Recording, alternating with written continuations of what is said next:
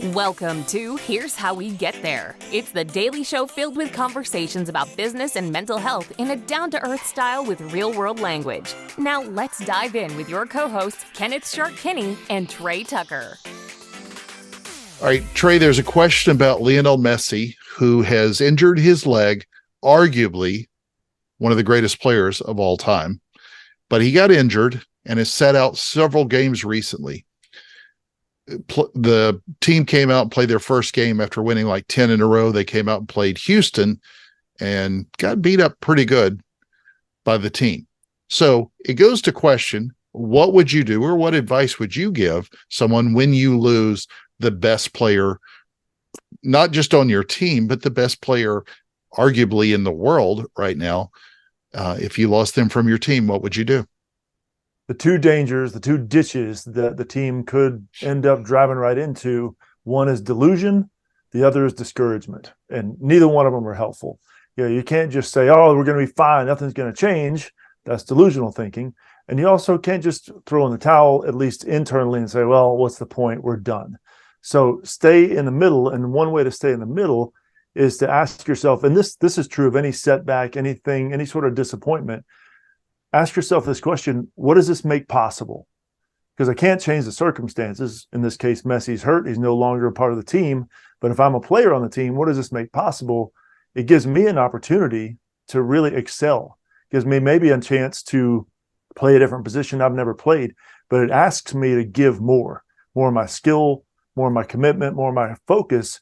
And a lot of times when teams lose a star player, if there's at least a decent amount of talent in his stead, those teams actually can excel even more, because there's this weird psychological laziness we get into where if there's a superstar on the team, I feel like I can kind of gear down and let the superstar handle all the clutch moments.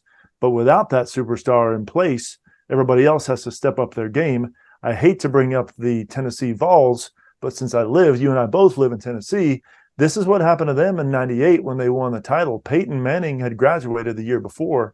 T. Martin was an unknown quarterback. Everybody thought, there's no shot. They've lost their QB. But lo and behold, everybody stepped up and they won the whole thing. So I'm going to take your psychological mumbo jumbo. I'm going to put it in the blender and hit frappe. Okay. So he is the greatest player on the planet, and I don't think that they can believe in themselves enough to overcome it. I will say that they're great players, and I'm being silly. I wouldn't put it in frappe. I'd probably just blend it a little bit, but chop it.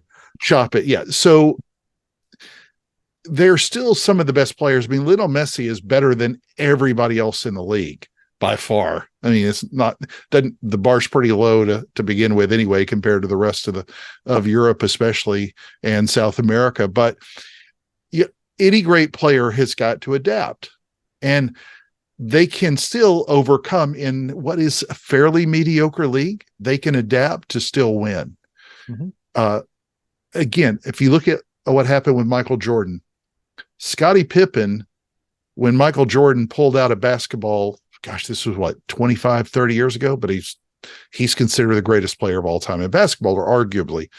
When he pulled out to go play baseball for a couple of years, they didn't win. They won 3 championships the years before. They won 3 championships when he came back.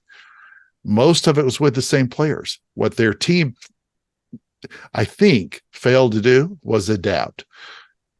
But again, regardless of how much adapt they could do and how much they thought of themselves as great players, they were still lacking the greatest player of all time.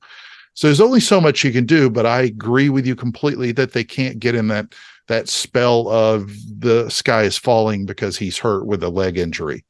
Again, me personally, as somebody who loves soccer, I think the bar's at a place where they can overcome this.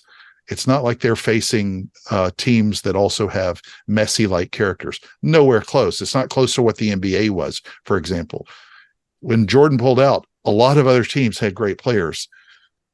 The soccer in this country is not at the level of where Messi plays, so they could overcome it if they adapt, at least in my opinion. I'll tell you who needs some help overcoming this for mental health reasons are the people who bought $10,000 tickets to see Messi play in person. Yeah. Poor people.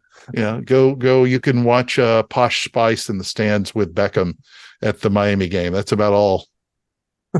Thank you for joining Shark and Trey on the Here's How We Get There show. Make sure to rate, review, and subscribe to the show and visit here'showwegetthere.com. That's here'showwegetthere.com.